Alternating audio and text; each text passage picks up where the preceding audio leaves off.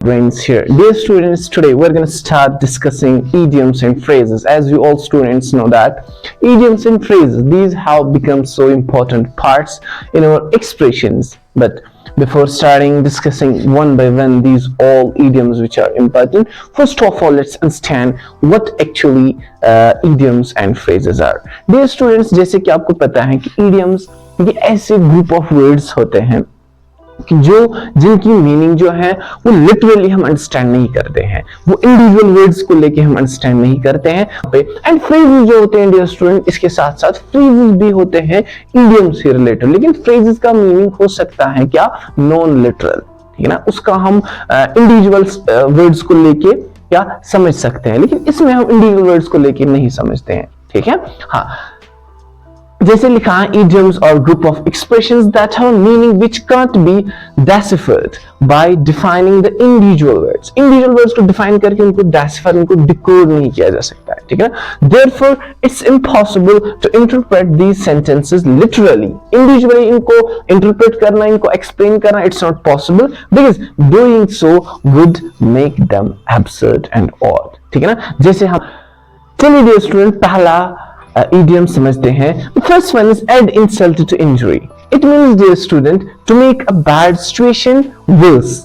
उस किसी भी bad situation जो होती है उसको और worse बनाना. That means कि for example if somebody has for example failed in any class, may God forbid, and he has got failed in any class and he is now regretting. Then abruptly I came, ठीक है ना, मैंने उसको डांटा, क्या fail हुए वो, so already he is injured, so again मैंने उसको इंजर किया, so मैं कह सकता हूँ, कोई कह सकता है मुझे, Ali you should not beat him, not scold him. Why? Because by scolding you are adding insult to his injury, ठीक है ना, इस सेंस में हम इसको यूज कर सकते हैं। For example their basement was flooded and then to add insult to injury a pipe burst in the kitchen. Already कुछ बेसमेंट जो है वो flooded था, ठीक है ना, एंड और एक परेशानी उसके ऊपर आ गई, क्या कि उनका जो किचन है वहां की पाइप जो है वो बर्स्ट हो गई। इस सेंस में आपको इनको यूज करना है, ठीक है। हाँ, अपने अपने सेंटेंसेस डियर स्टूडेंट, हर किसी इडियम के अपने अपने सेंटेंसेस कमेंट सेक्शन में लिखिए और मुझे भी समझ आएगा कि किस स्टूडेंट ने लिखा है, क्योंकि नाम लिखा होगा वहां पे, ठीक है ना। एंड कितना ब्यूटीफुल और लेंथी सेंटेंसेस आप बनाएंगे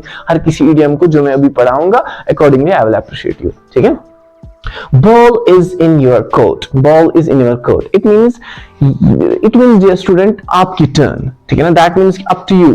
फॉर एग्जाम्पल अगर मैं अभी कहूंगा कि मेरा काम है पढ़ाना, आपको एग्जाम है कल, मुझे कहा गया कि I have to teach you students now, फिर आपके पास रिकॉर्डेड लेक्चर आया, whether you understand this, whether you go through this lecture or not, ठीक है ना, ये आप पे डिपेंड है। So there I can say that the ball is in your court, it's up to you now whether you go through this or not, so it's up to you to take the next step, weather to watch और not, weather to do और undo, ठीक है। For example I have made my decision, मेरा अपना हो गया, अब ये आप पे डिपेंड है, that means now the ball is in your court. इस सेंस में सेंटेंस बनाए कमेंट सेक्शन में। One more important for the students, burn the midnight oil.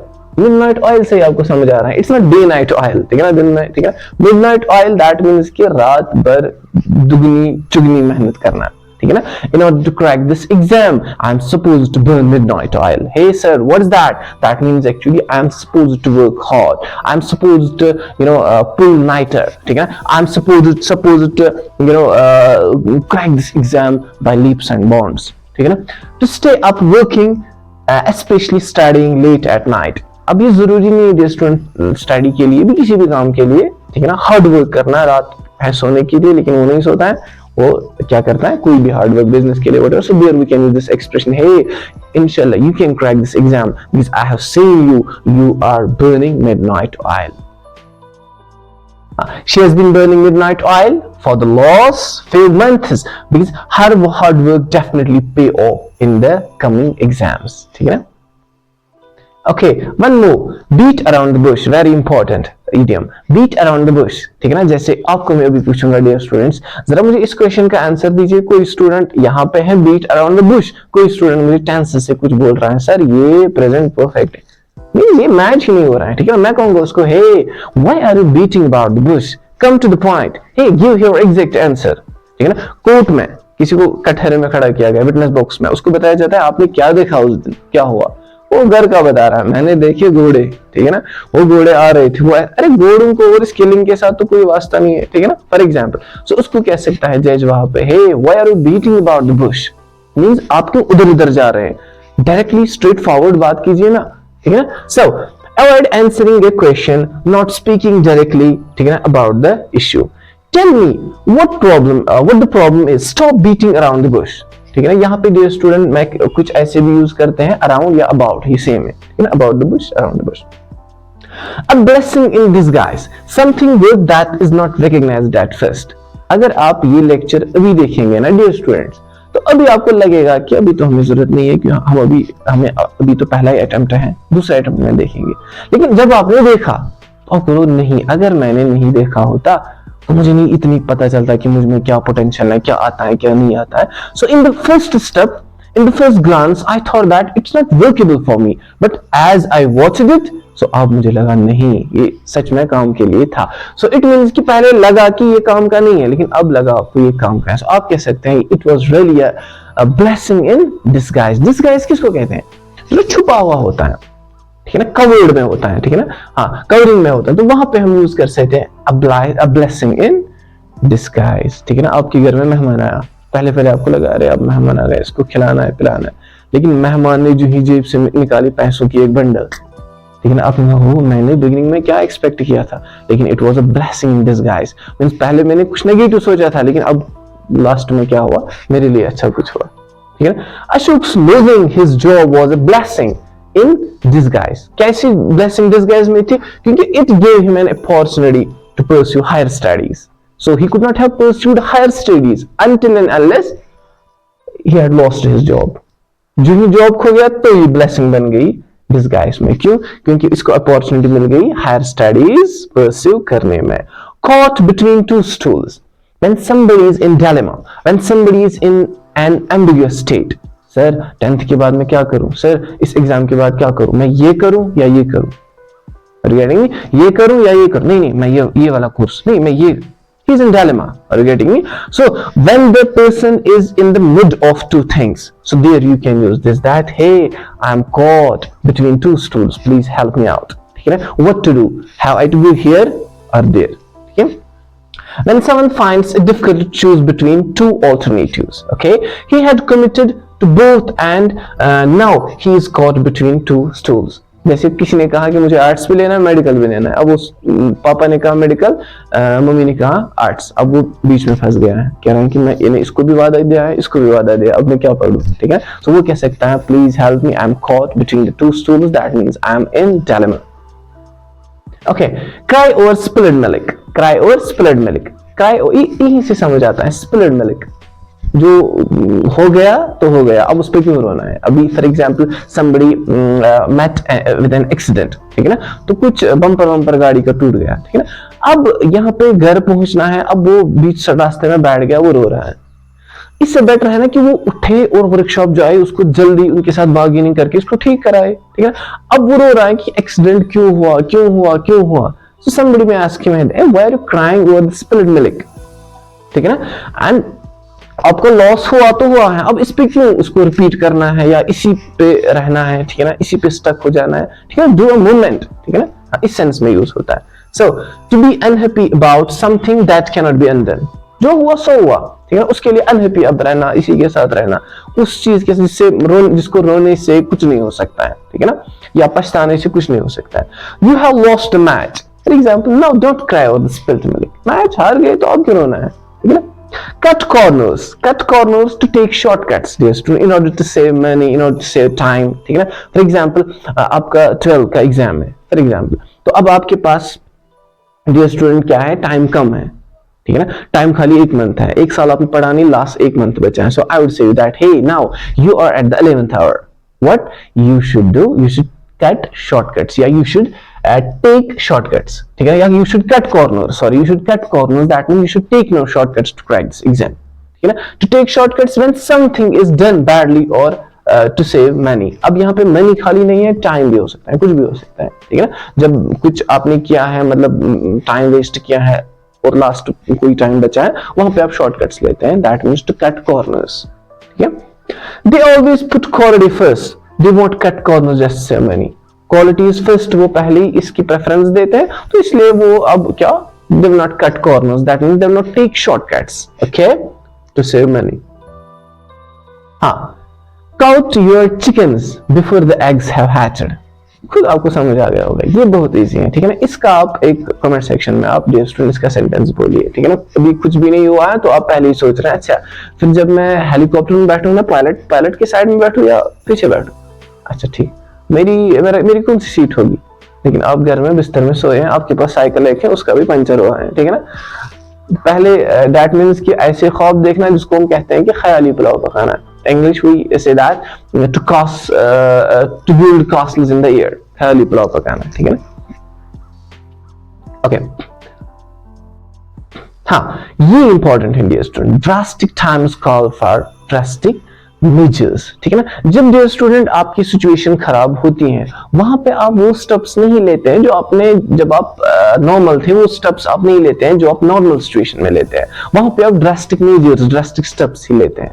For example in 2014 flood at Kashmir, ठीक है ना, वहां पे डियर स्टूडेंट ऐसे मेजर्स भी लिए गए कि जो ड्रास्टिक थे, because situation was so drastic. For example कुछ लोगों ने क्या किया काम, कुछ लोगों ने वो डनलॉप, ठीक है ना, उसको कवर किया, ठीक है ना, उस पे चढ़े और खुद को बचाया, पानी में वो डाला किश्ती के आई मीन इन स्ट्रीट, तो उस पे चढ़े, तो दैट मींस कि drastic times demand for drastic change, ठीक है ना, इस सेंस में। When you are extremely desperate, you need to take drastic actions. It's obvious, ठीक है, जब आप desperate हैं तो drastic actions ही लेने, ठीक है। For example, you have been suppressed by somebody regularly, ठीक है ना, वो आपको सप्रेस कर रहा है, सब्जुगेट कर रहा है, आप उसको यहाँ से अपना अच्छा बिहेवियर दिखा रहे हैं, इखलाक के साथ बात कर रहे हैं, बट वो मानता नहीं है, सो दैट मीन्स अब यहाँ पे क्या है, drastic situation. So there somebody says you that hey it's the time to take drastic measures, why, because drastic times call for drastic measures. Okay, talking of every cloud has a silver lining. अगर dear students आज मे God forbid, अगर आप आज ये exam crack नहीं कर पाए, कल तो कर पाएंगे ना, परसों तो कर पाएंगे ना, नेक्स्ट टाइम तो कर पाएंगे ना। Every cloud has a silver lining. Dear students, आपके 2 फ्रेंड्स हैं, 3 फ्रेंड्स हैं, 3 फ्रेंड्स ने क्रैक किया एग्जाम, आपने नहीं किया, your teacher suggest you hey it would be yours day also, जैसे हम कहते हैं कि every dog has its own day, ठीक है ना, आपका दिन भी आएगा, ठीक है ना। Every cloud has a silver lining. So be optimistic, even difficult times will lead to better days। अगर आपको आज नुकसान हुआ है, आप फेल हुए, वो हुआ, लेकिन एक टाइम ऐसा आ जाएगा कि जब आप इंप्रूव करेंगे, ठीक है। So talking of dear students, this hit the nail on the head, hit the nail on the head। I'm asking you a question and you have only a minute, ठीक है ना, and you are for example 1000 students here before me, so I'm saying that you have only a minute, don't waste a minute, give me answer quickly, that means I'm telling you that give me answer quickly and exactly, that means I'm telling you hey hit the nail on the head, don't say the don't beat around the bush, जो भी पढ़ा था हमने, ठीक है ना। आप वो आंसर मत दीजिए, ये आंसर मत दीजिए जिससे टाइम वेस्ट होगा, लास्ट में फिर आप अच्छा आंसर देंगे, no, hit the nail on the head, spot पे, एग्जैक्ट पे आप क्या कीजिए, जैसे आपको डियर स्टूडेंट अभी कोई फॉर्म सबमिट करना है, इसके लिए आपको पहले कुछ स्टेप्स हैं, आपको जाना है कोर्ट, आपको जाना है वहां, अब आपको पता नहीं है, आपको कोर्ट जाना है, आप जाते हैं तहसील पे, आपको तहसील जाना है, आप जाते हैं कोर्ट पे, दैट मींस आप एग्जैक्ट आपको पता नहीं है, तो somebody may say you that why aren't you hitting the nail on the head, that means why aren't you doing completing these formalities exactly, ठीक है ना। so example here, you haven't spotted the flaw, आपने mistake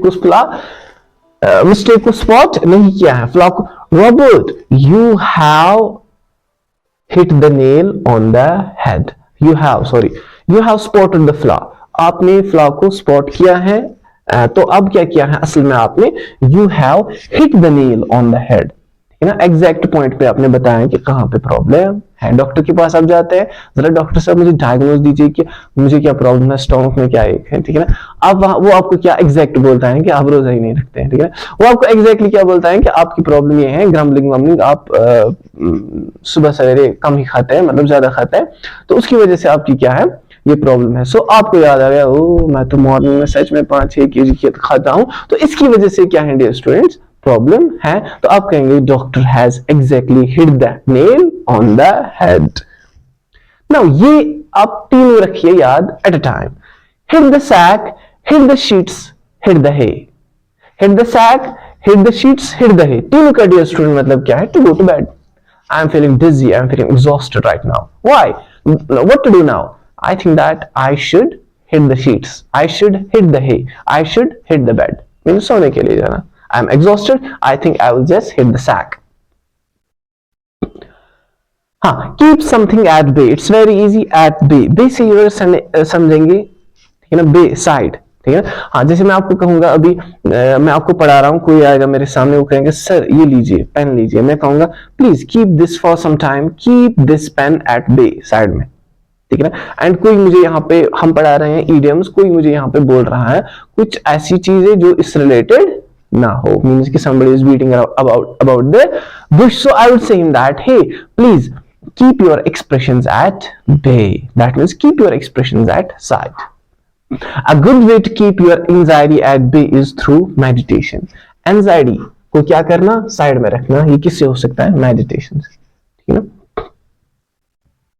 हाँ, kill two birds with one stone, जिसको हम कहते हैं एक तीर से दो शिकार। एंड कभी ऐसा भी होता है एक तीर से पांच पांच छह शिकार। to kill two birds with one stone, ठीक है ना। दैट मीन्स आपके पास दो प्रॉब्लम्स हैं, तो उनको आप एक ही ऐसे स्टेप से सॉल्व करते हैं, ठीक है। आपको अभी कहा जाता है जरा आप श्रीनगर जाइए, और श्रीनगर के बाद क्या करना, फिर जाना आप बारामूला, ठीक है ना। तो पहले श्रीनगर में ये काम करना, फिर आप जाना उसके बाद बारामूला।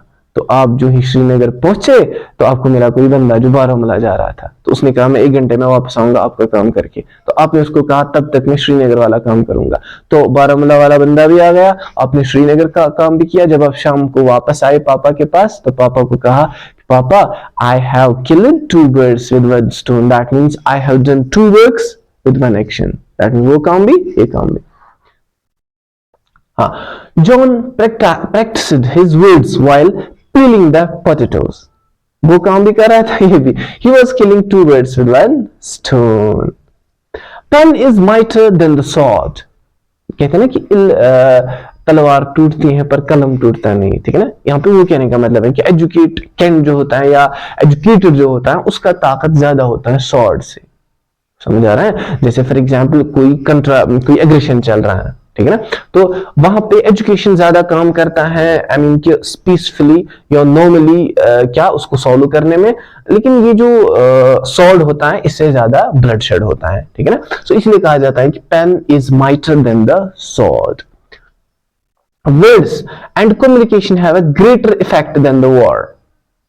and words या communication, ये तो educated ही कर सकता है ना, जो लड़ाकू होगा I mean कि जाहिल होगा वो तो it's simple। हाँ, चलिए, raining cats and dogs, raining cats and dogs, it's very easy। raining cats and dogs अभी जैसे, हाँ, जब तेज बारिश होती है ना वहां पे हम यूज कर सकते हैं it's raining cats and dogs, एक तो ये हम यूज कर सकते हैं। उसके साथ साथ डियर स्टूडेंट हम यहाँ पे यूज कर सकते हैं इट्स रेनिंग इन बकेट्स।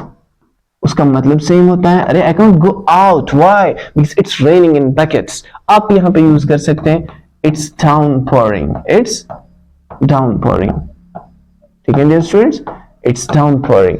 अब अगर थोड़ी सी वो बारिश होगी, कम थोड़ा जो बारिश होती है उर्दू तो उसको हम क्या करते हैं, वहां पे हम यूज करते हैं ड्रिजल, ठीक है ना, drizzle. It's drizzling outside so I don't need to take umbrella with. So we will have to cancel the trip. Why? Because it's raining cats and dogs. It's raining in buckets here. Roll up one's sleeves. आपको खुद समझ आ गया। Hey, now we are going to execute this plan. Let's roll up our sleeves. इनको क्या करना? Roll up करना। फिर roll down क्या होता है? सुस्ती में पड़ जाना। We are rolling down these sleeves. ठीक है? हाँ, roll up sleeves to get ready. Okay.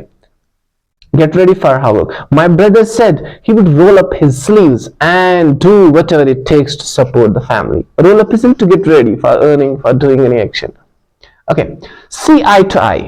See eye to eye. For example, दो बंदे हैं, एक कह रहा है कि मुझे, पापा कह रहा है कि हम लाएंगे थॉर, ठीक है ना। अच्छा, पापा कह रहा है कि बेटा कह रहा है हम लाएंगे थॉर। पापा कह रहे हैं कि हम लाएंगे साइकिल, ठीक है।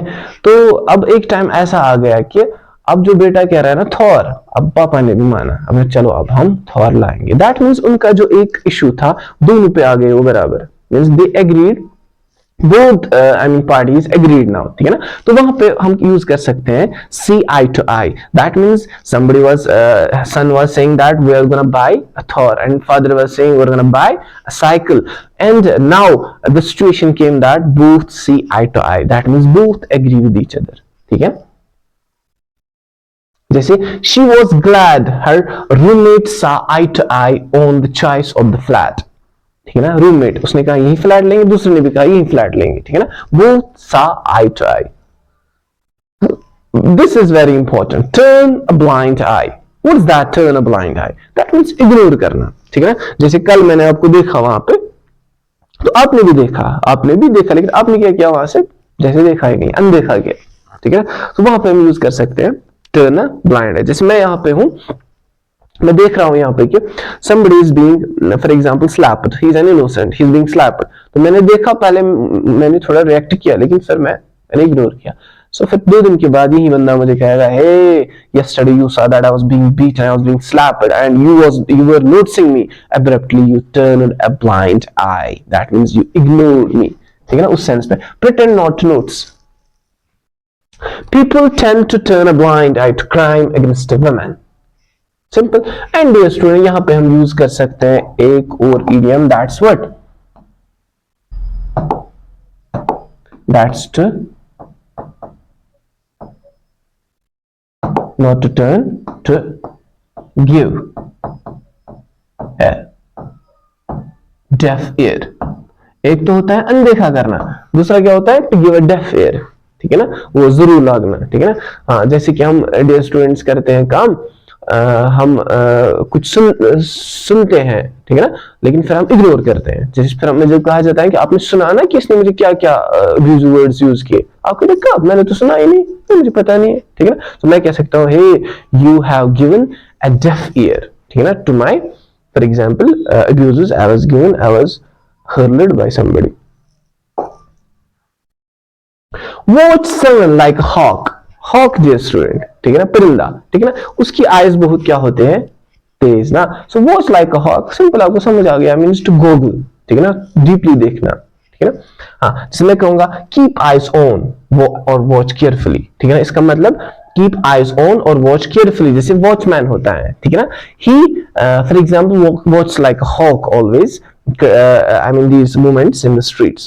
The examiner watched the tests. The examiner watched the test takers like a hawk. Test takers को कैसे देखा उसने, like a hawk. This is very important.